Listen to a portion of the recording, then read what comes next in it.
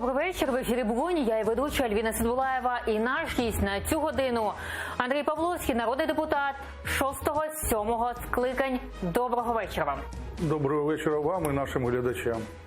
І розпочнемо щодо приїзду представника США. Ось держсекретар США Майк Помпео приїхав до України. Під час зустрічі з ним президент України Володимир Зеленський заявив, що очікує найбільш активну участь США до врегулювання ситуації на сході України та деокупації Криму. Давайте послухаємо президента.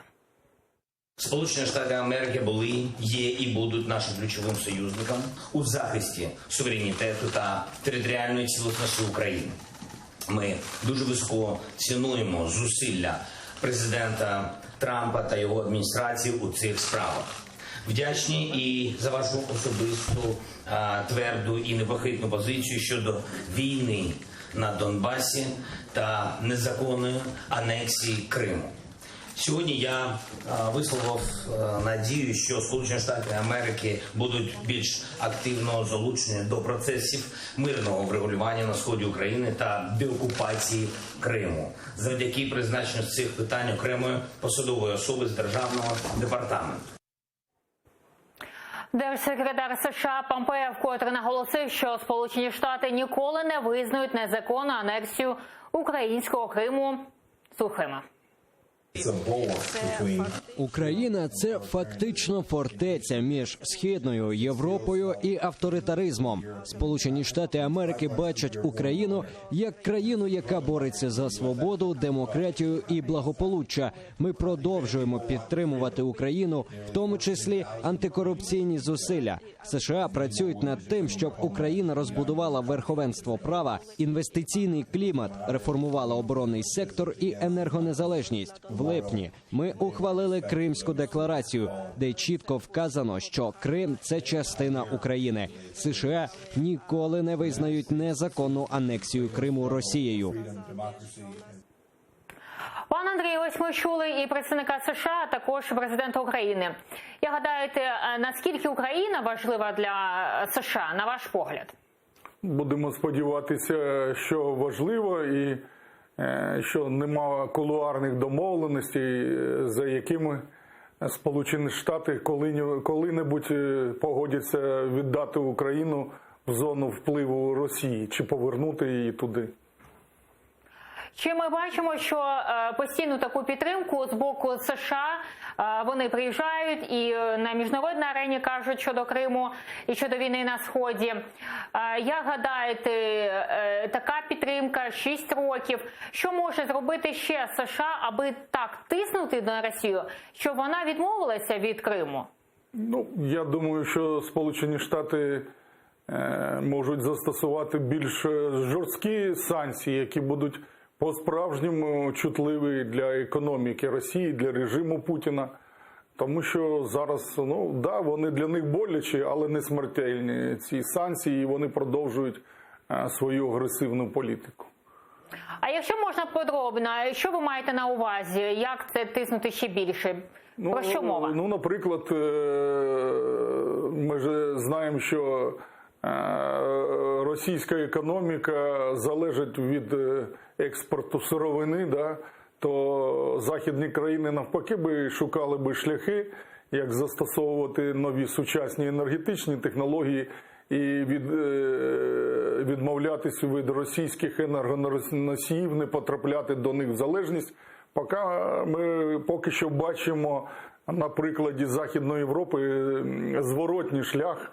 Ми ж бачимо це по Північному потоку, 1, 2, по іншим речам, коли європейські наші партнери потрапляють в енергетичну, в економічну залежність від тієї ж Росії. Наприклад, Сполучені Штати, Великобританія займають тут більш жорстку позицію. Так само, наприклад, якщо би об'явити ембарго на продаж російської зброї, тому що це друга стаття доходів росіян після енергоносіїв. Якщо би їх виконати з міжнародної системи розрахунків, міжбанківської, це теж було б для них суттєво. Але цього не відбувається. Тобто західні країни підтримують Україну, ми їм вдячні, але в цей час і про свої власні комерційні інтереси не забувають. Як гадаєте, ось ми почули щодо Криму і щодо Донбасу вони спілкувалися. Чи не пов'язуєте приїзд Помпео щодо імпічменту Трампа? Я думаю, що тим чи іншим способом це пов'язано. І от те, що я казав попередньо, сподіваюся, що немає ніяких кулуарних домовленостей між Трампом, Путіним, великої такої домовленості, в якій, наприклад, Україні чи тому ж Зеленському відведена роль актора другого чи третього плану, і долю України будуть вирішувати за її спиною.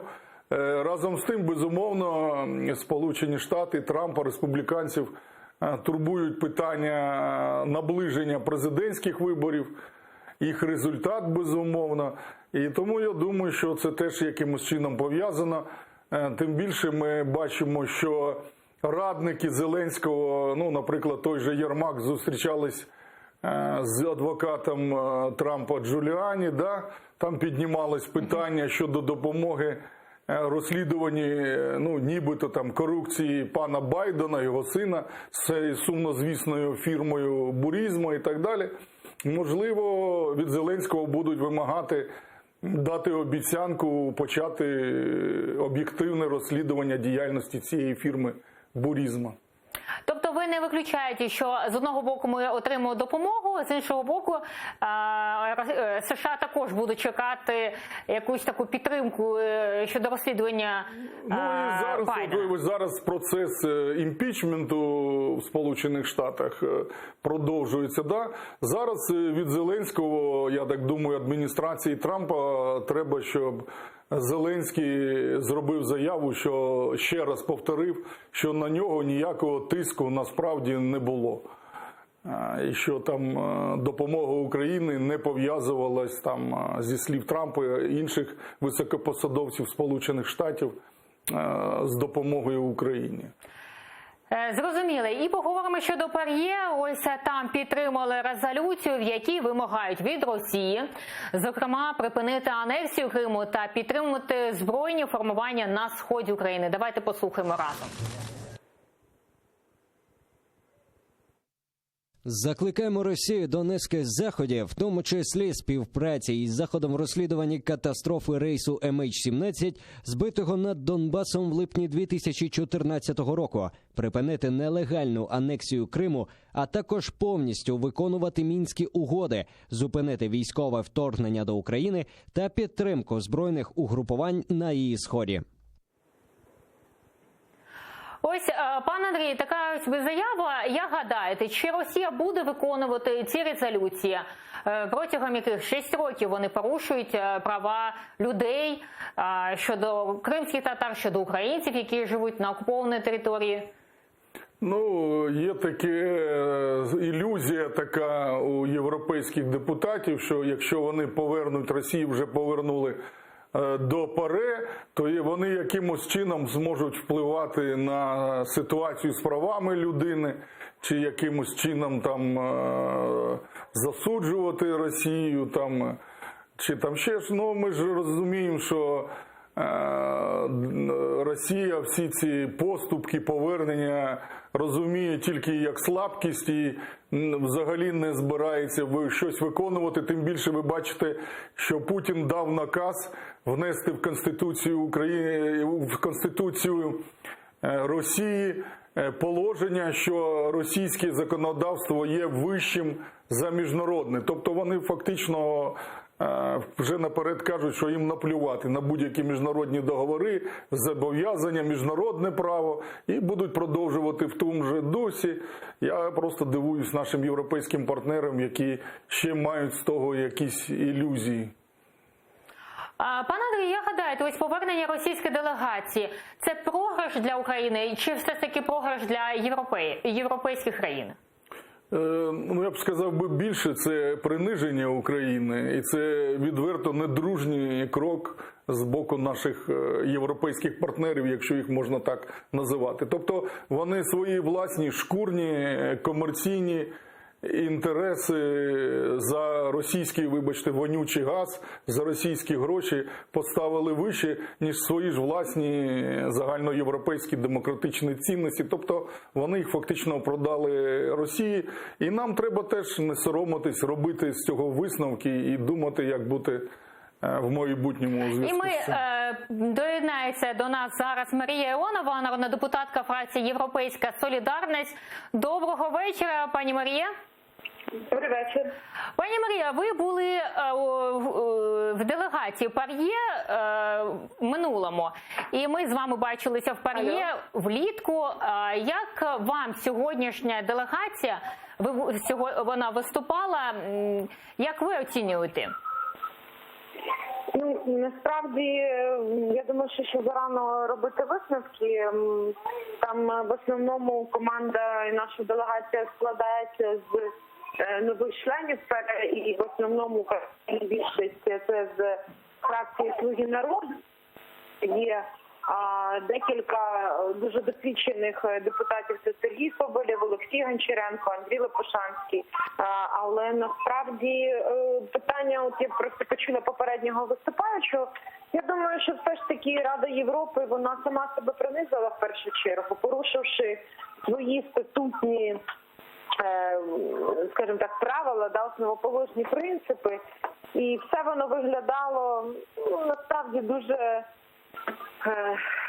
знаєте, так придатно, тобто це такий був базар. Три причини, насправді, те, що стосується Російської Федерації, фінанси і все інше, тобто закриваються очі. Але знову ж таки для України парламентська сфера Європи, взагалі інституції Ради Європи, вони є важливі в контексті наших законодавчих змін, в контексті боротьби за права людини, верховенства права, і тому про корупції. І тому нам, звичайно, треба продовжувати працювати. Мені здається, що дійсно буде дуже важлива сесія, не помиляюсь, в червні, де буде звіт, от Росія, що вона ж теж країна, яка знаходиться під моніторингом Ради Європи. Буде звіт і буде доклад, скажімо так, що відбувається в Російській Федерації. Не думаю, що тут, скажімо так, ліві Кокс, тобто ті проросійські депутати, члени парламентської асамблеї Ради Європи, їм вдасться якимось чином прикрасити картинку, тому що насправді Крим анексований, і плюс все ж таки те, що навіть якщо повноваження повернули, депутати з Російської Федерації, які були обрані Кримом, залишаються працювати, але всі резолюції, там де зазначені всі порушення міжнародного права Російської Федерації, вони залишилися. І насправді треба наразі вже працювати і нові делегації з іншими членами парламентської асамблеї Ради Європи, особливо просто проаналізувати, хто як проголосував і за Толстого, і за підтвердження повноправності. Наполегливо, детально працювати з кожним з депутатів, яснити свою позицію, чому насправді, скажімо так, Федерація змінить свою поведінку до червня місяця. Зрозуміло вашу думку. Дуже дякуємо вам. Марія Іонова, народний депутат фракції «Європейська солідарність», була з нами на зв'язку. А ось група депутатів ПАРЄ заявили про незгоду з поверненням російської делегації до ПАРЄ без санкцій. Давайте послухаємо разом. Хоча ми не згодні із затвердженням російських повноважень, ми очікуємо, що Російська Федерація буде повністю дотримуватись положень Європейської конвенції з прав людини і виконувати вимоги резолюції парламентської асамблеї. Ці резолюції засуджують анексію Криму, триваючу військову агресію Російської Федерації в Донецькій і Луганській областях, невиконання Росією низки інших резолюцій щодо окупації грузинських регіонів Абхазії і Цхінвальського регіону Південної Осетії, а також висловлюють крайню заклопотаність поводженням з кримськими татарами. Ми вимагаємо, щоб усі порушення прав людини негайно розглядалися російською делегацією і російським урядом. І ми дотримуємося думки, що збереження порушень і триваюча окупація частини територій України і Грузії зроблять представників Російської Федерації відкритими для подальших санкцій.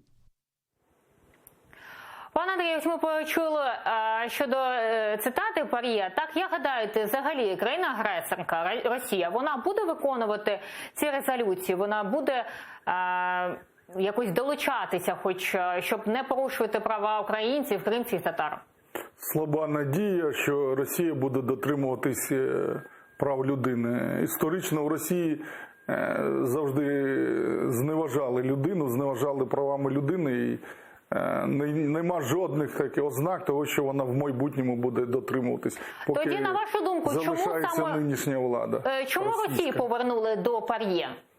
Ну, ви ж бачили, докладчики, доповідачі казали, що от Росія ж там гроші нам заплатить за час своєї відсутності, і внесок зробить. Мотивували такими от меркантильними питаннями того, що треба гроші ПАРЄ.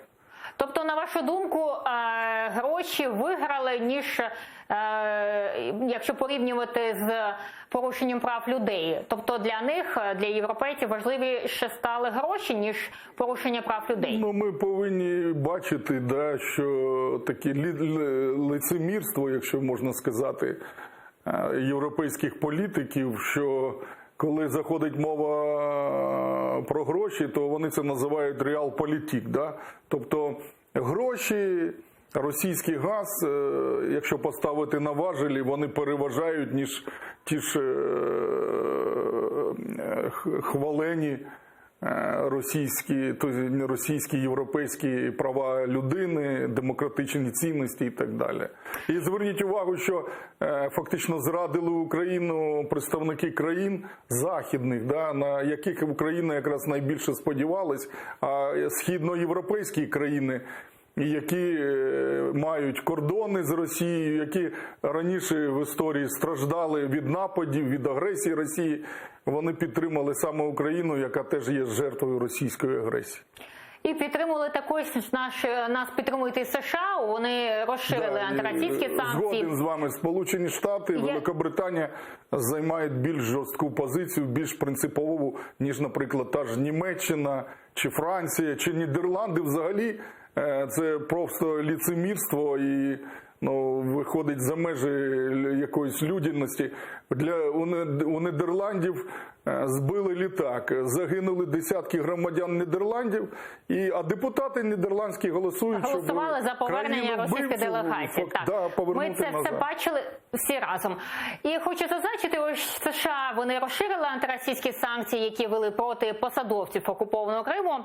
Слухаємо слова міністра фінансів США Стівена Мнучина. Давайте подивимось. Односторонні санкції вводяться за триваючу агресію по відношенню до України і спроби окупації Криму. Сьогоднішні дії демонструють незмінну рішучість змусити Росію нести відповідальність за дестабілізуючі дії в Україні. Дії відомства, вжиті в тісній координації з нашими міжнародними союзниками і партнерами, підтверджують нашу незмінну підтримку відновлення вільних і справедливих демократичних політичних процесів в Криму. І в Канаді також ввели санкції проти 6 приватних осіб. Далі цитата міністра закордонних справ Канади. Санкції демонструють, що Канада та її союзники спільно засуджують незаконну анексію Росією Криму та нелегітимні вибори, проведені там минулої осені, а також те, що Канада і світова спільнота готові збільшувати ціну ігнорування міжнародного права та заснованого на правилах міжнародного порядку. Ось ми почули, що США і Канада, вони ввели санкції. Як гадаєте, ці санкції якось впливають на Росію? Впливають на окремих представників російської еліти, тому що вони персональні проти фізичних осіб. Але це, знаєте, як слону дробинка ці санкції, якщо казати відверто. Якщо б вони насправді хотіли завдати шкоди Росії як країні-агресору, то вони б не проти фізичних осіб вводили санкції, а секторальні санкції, галузеві, щоб страждали цілі галузі економіки України. Але ж цього не відбувається. А як гадаєте, чому вони не робляться? От, наприклад, хоча б такі санкції, як проти Ірану в свій час, Північної Кореї вводили, але ж проти Росії бояться це робити. Ну, тому що мають спільний бізнес, гешефт на торгівлі з Росією, хочуть і далі задешево російські природні ресурси отримувати. І продавати туди свої товари. Знаєте, нічого нового в світі. Продовжується боротьба за ринки збуту і за джерела природних ресурсів. Тоді ми бачимо з одного боку таку підтримку США, з іншого боку США не веде секторальні такі санкції. Може вони всі втомилися від України? От те, що ми кажемо, гібридна війна, а тут гібридні такі міжнародні відносини. З одного боку засуджуємо агресію, наші західні партнери засуджують агресію, а іншою рукою продовжують торгувати, обмінюватися тими економічними ресурсами з Росією.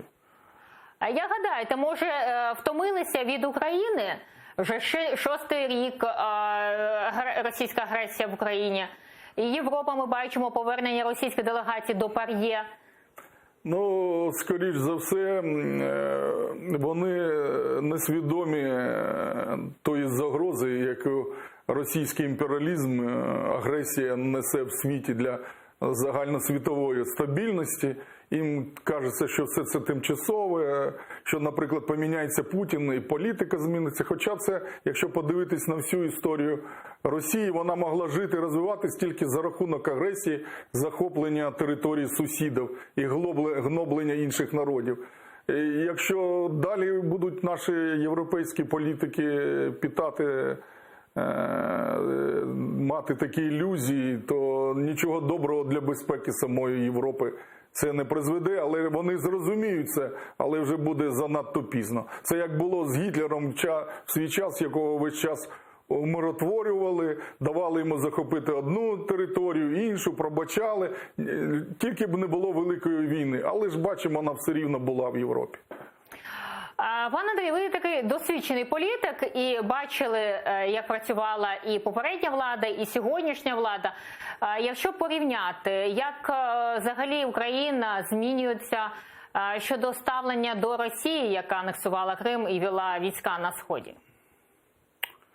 Ну, зараз у нашої нової влади теж є певна ілюзія, що Росію можна якось задобрити, умовити на щось там, що попросить Путіна, щоб просто перестали стріляти, щоб вивели війська, і він виведе, тому що йому нібито стане якось соромно, що ли, за свої попередні дії. Ну, я думаю, що з часом і ці ілюзії пройдуть, і вони будуть проводити більш жорстку і прагматичну політику щодо російської агресії.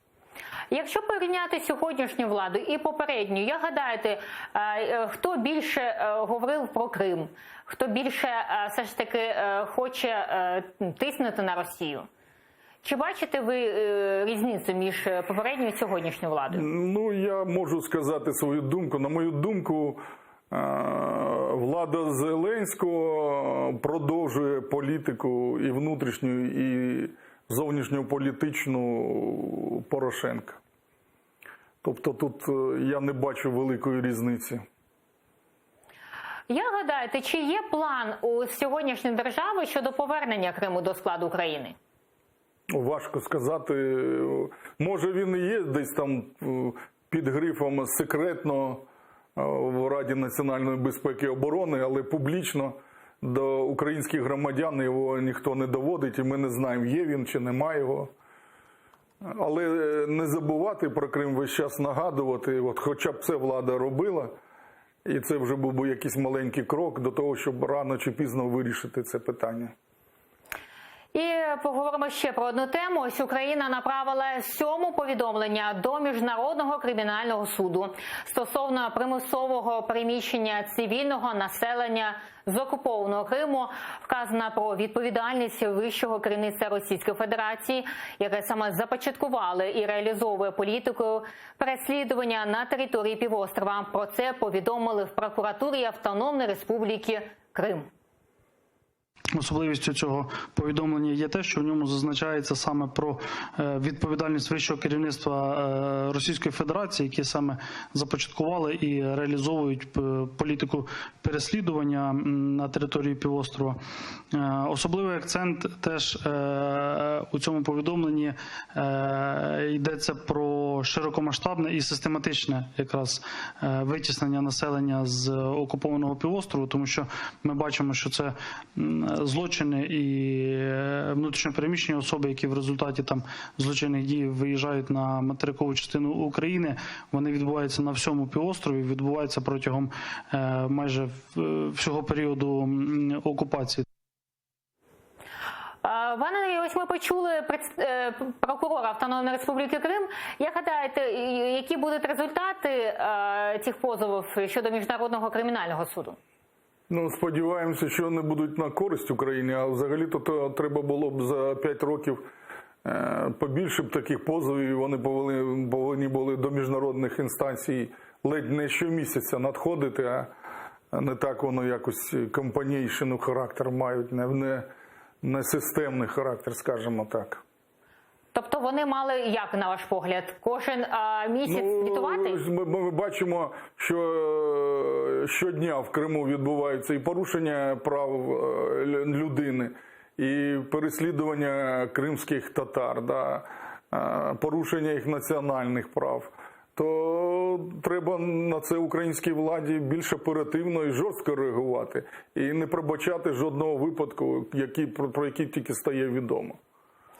І поговоримо щодо представників влади. Ось керівник бюджетного комітету Верховної Ради, народний депутат від «Слуги народу» Юрій Арістов заявив, що при формуванні бюджету розглядалася ідея, цитую, продажу води в Росію. Про це він розповів у новому випуску програми «Схема» на Радіо Свобода. Арістов сказав, що йшлося про Крим. При цьому нардеп не вимовив слів «окупований» або «український». Давайте подивимось разом. Він розповів про ідею продажу води для наповнення бюджету України. Була ідея продавати воду. Израильтяне продают воду через практически воюющую страну, зарабатывают. То есть они фактически решают свои социальные проблемы за счет такого. Может быть и здесь. Ви хотіли воду продавати куди? Ну, вот в Россию, допустим. Вот я как вариант смотрю, что есть такая история. В Крым, да. Речь шла о Крыме. Так в Росії чи Крим? Крым. А Крим чий? Наш Крым, ну, это безусловно.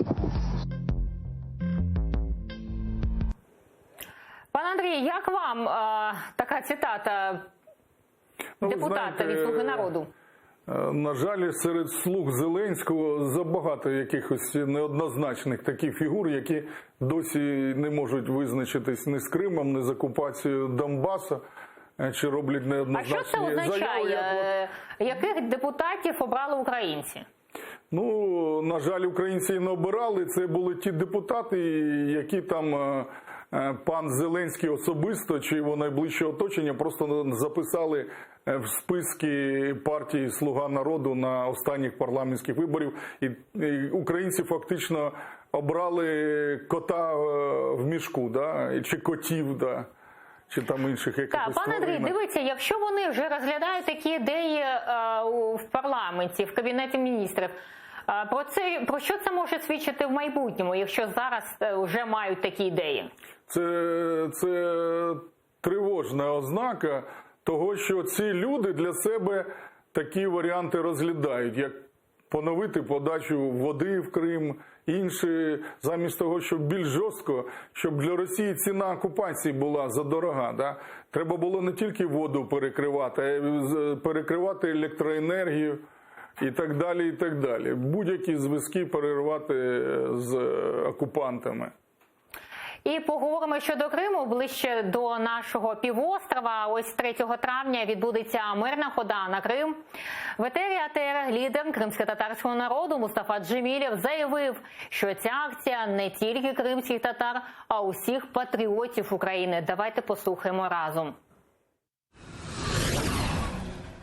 По-перше, це не тільки акція кримських татар. Цей марш стосується усієї патріотичної України. Якщо у питанні батьківщини ми думатимемо лише про особисту безпеку, то там завжди буде окупація. Тому є ризики, і на них варто звертати увагу. Але якщо ми нічого не робитимемо, то тиск в Криму буде лише посилюватись. Тому, якщо ти вважаєш себе людиною, і якщо в тебе є честь і гідність, ти повинен щось робити задля батьківщини. В етері АТР ми поцікавилися у народних обранців, як вони ставляться на таку ініціативу та чи візьмуть участь у акції. Давайте дивитись. Особисто я цілком підтримую. У нас на фракції ми поки не розглядали це питання, оскільки власне звернення з'явилося недавно. Але зважаючи на те, що членом нашої фракції є Рустем Умєров, який фактично дуже активно працює в кримсько-татарському русі, є фактично представником кримсько-татарського руху в фракції «Голос». Я думаю, що найближчим часом ми висловимо позицію фракції. І так, я повністю синхронізуюся і підтримую пана Джемілєва в тому, що потрібно постійно діяти, доводячи свою любов до країни. Абсолютно підтримую, на марш піду. Раніше про нього не чув, але я дуже, із великою любов'ю і ставлюся до кримсько-татарського народу і до Криму, який ми повернемо, бо Крим – це Україна. І, власне, ті речі, які відбуваються на території анексованого Криму, вони мають завершитися. І ми маємо всі боротися за те, щоб повернути Крим назад, щоб кримські татари знову відчували себе вільними.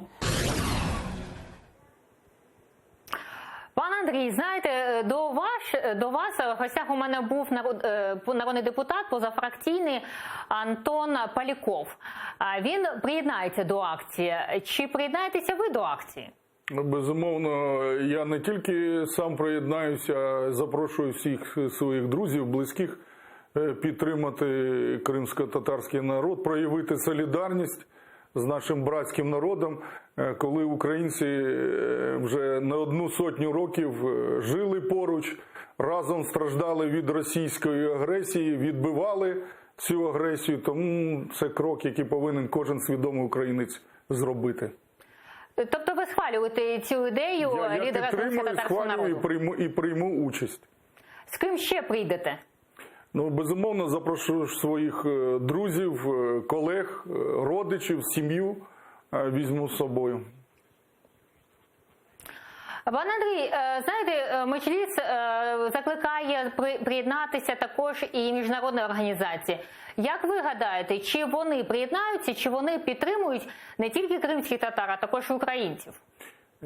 Думаю, що треба звернутися і до представників іноземних, щоб були посли Великої Сімки, інші посли східноєвропейських країн, представники міжнародних організацій.